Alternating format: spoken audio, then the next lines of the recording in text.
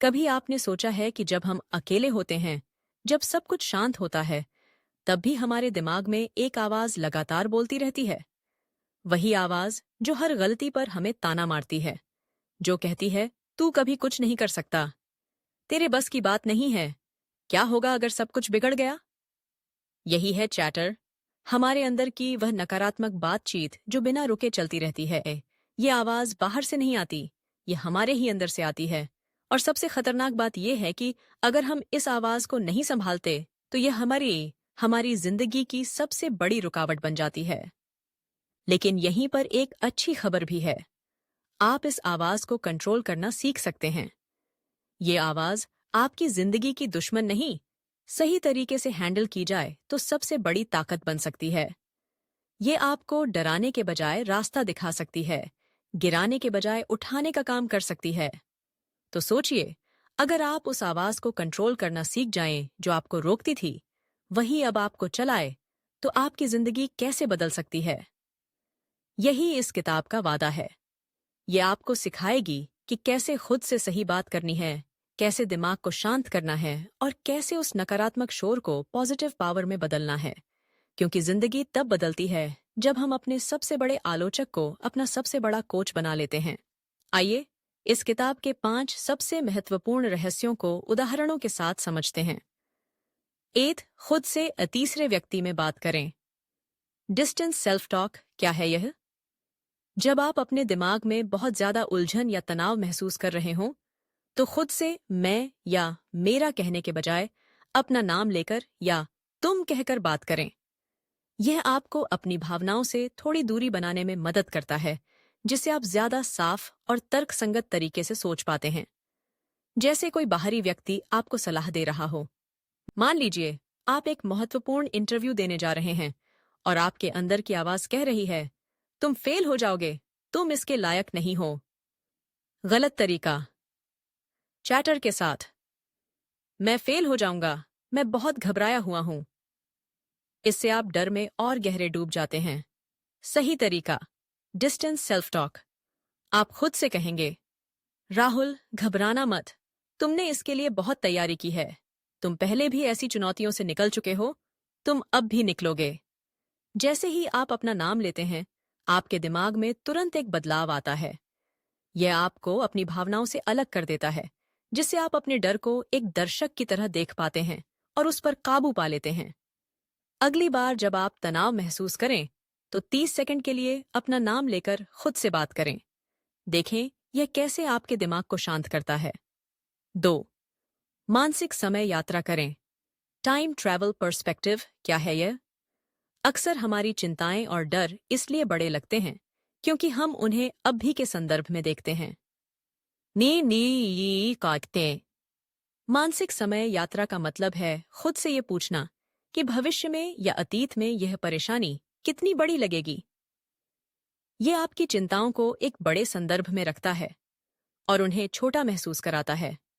कल्पना कीजिए कि आपने आज एक बड़ी गलती कर दी है और आपका दिमाग लगातार आपको ताना मार रहा है, तुमने सब बिगाड़ दिया, अब क्या होगा।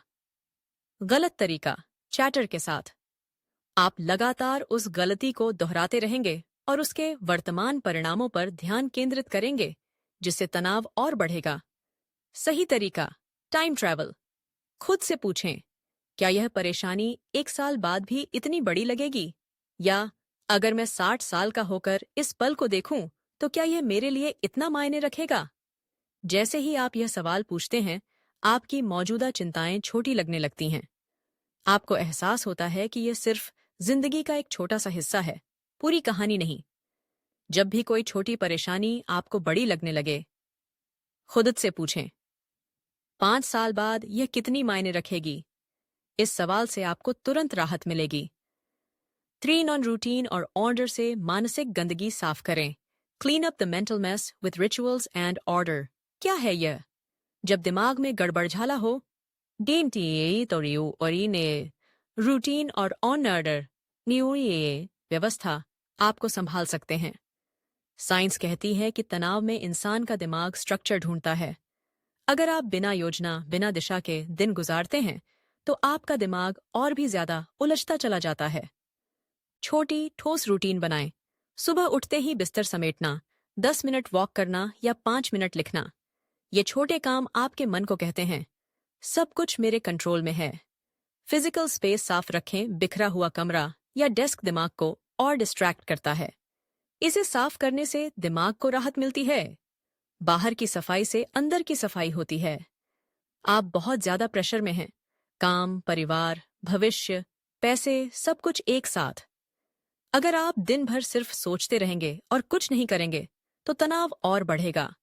लेकिन अगर आपने खुद से वादा किया है कि सुबह उठते ही मैं 10 मिनट एक्सरसाइज करूंगा, दिन का प्लान लिखूंगा और फोन से दूर रहूंगा, तो वह रूटीन आपके दिन की डायरेक्शन सेट कर देती है। आज से ही अपनी सुबह की एक छोटी ठोस रूटीन तय करें। अपने वर्क स्पेस को भी व्यवस्थित करें। देखें कैसे दिमाग शांत होता है। 4. लोग, औजार या जाल। पीपल, टूल्स और ट्रैप्स। क्या है यह? आपके आसपास के लोग आपकी सोच और चैटर पर सीधा असर डालते हैं। आप किससे बात करते हैं यह बहुत मायने रखता है। जब आप मुश्किल में होते हैं तो सही लोगों से बात करना जरूरी है। वेंटिंग लूप से बचें। सिर्फ शिकायत करने या दुख निकालने से आप उसी इमोशन में उलझ जाते हैं और चैटर मजबूत होती है। इमोशनल कोच ढूंढें। ऐसे लोग जो सिर्फ आपके जज्बात न सुने बल्कि रास्ता भी दिखाएं, जो सहानुभूति के साथ साथ स्पष्टता भी दें। ऐसे लोग आपको कंफर्ट जोन से बाहर निकालते हैं। मान लीजिए आप अपने नए बिजनेस आइडिया को लेकर घबराए हुए हैं।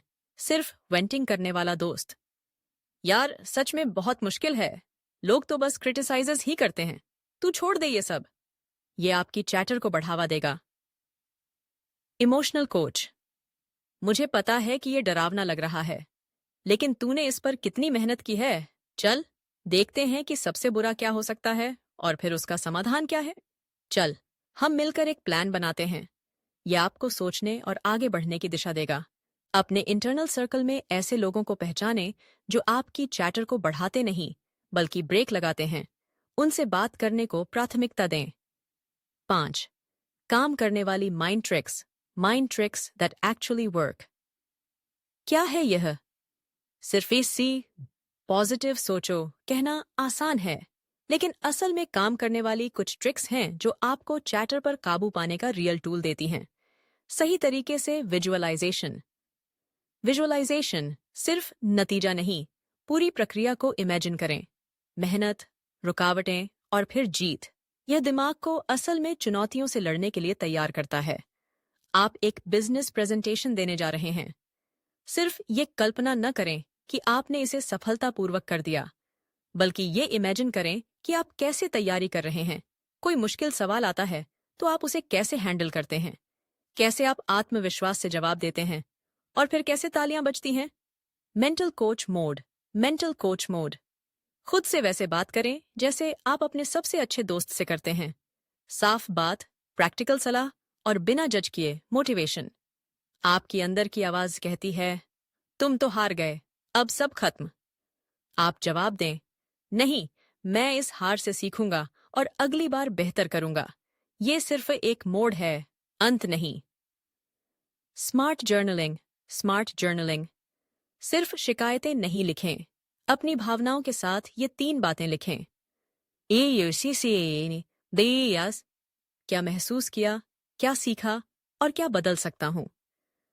रोज 5 मिनट ऐसी बात इमेजिन करें जो आप पाना चाहते हैं, लेकिन पूरी जर्नी के साथ।